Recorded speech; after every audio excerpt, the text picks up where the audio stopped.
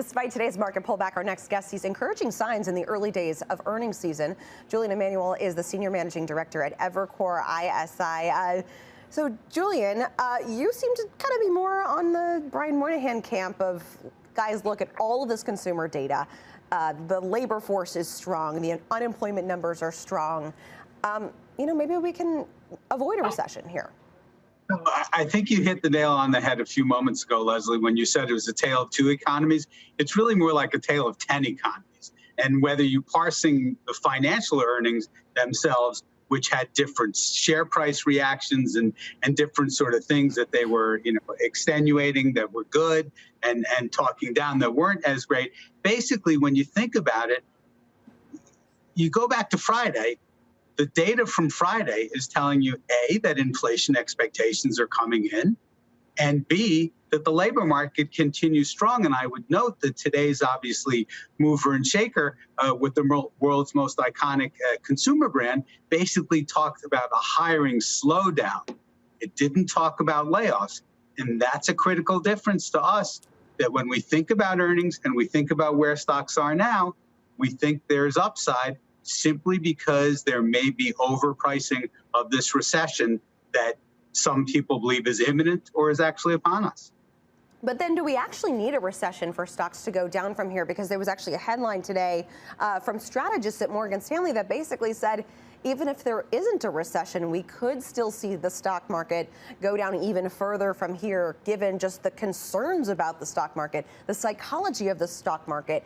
Is that something that you're focused on or you see as a likely possibility? So actually, in terms of the psychology, there's sort of two ways to look at it. The retail investor continues to have exposure to equities towards the higher end of his or her range. But when you think about it, not necessarily pressed to have to sell because their labor market situation is still good. The institutional investor, on the other hand, has had sort of this bearish mindset in reaction to this new inflation paradigm for some months now. And institutions, by and large, are at the low end of their exposures. So I think that really shows why the market has been a push-pull for the last month. And ultimately, it's our view that stocks are going to be able to surmount some of the negative headlines through earnings seasons and continue higher in what we think is a bear market rally. Yeah, in some cases, it's kind of the opposite of what we saw during the pandemic era, where the market was continuing to go higher, while the economy was struggling a bit more. Now it looks like there's a little bit of a 180 that's taken place there, potentially. Only time will tell. Julian, thank you. Let's trade it, Bonawyn. I'm just looking after today's performance after earnings season. There are two banks that are outperforming the S&P 500, Wells Fargo and Citi. I think if you had asked me maybe at the end of last year which two banks they would be, it may not have said those. I think Citi is probably the one of all of them. I mean, for a while, this thing was trading, I want to say, like half a point on book value, 0.5. Don't quote me exactly on there, but it was like 0.5 to 0.7 was the range there. I still think that one trades particularly cheap.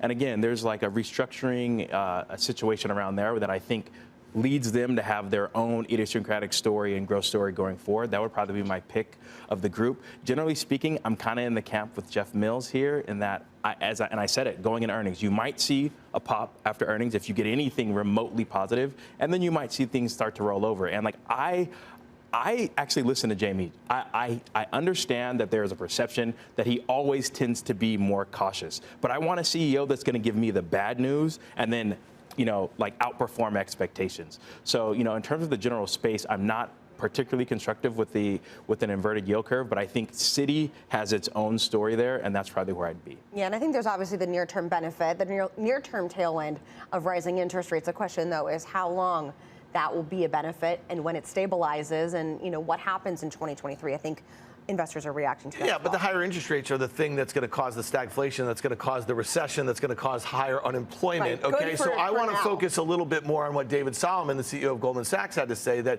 inflation is deeply entrenched, okay, in the economy. So if we were to have, let's say, peak this or peak that or what, it doesn't matter, because Jamie Dimon also told us last week before their earnings report that the Fed's, I guess their target of 4% inflation, right, down from 9%, is really optimistic. So the point point is, as Guy Adami would say, it's going to be persistent and pesky. And therefore, you know, if we have this situation where rates don't really go meaningfully lower and growth doesn't really materialize, not good for the stock market. Oh, and by the way, Solomon also mentioned on the call, or maybe it was the CFO of Goldman Sachs, that they are slowing the velocity of hiring as well, Right. just like Apple. So we talked about the tech companies doing that.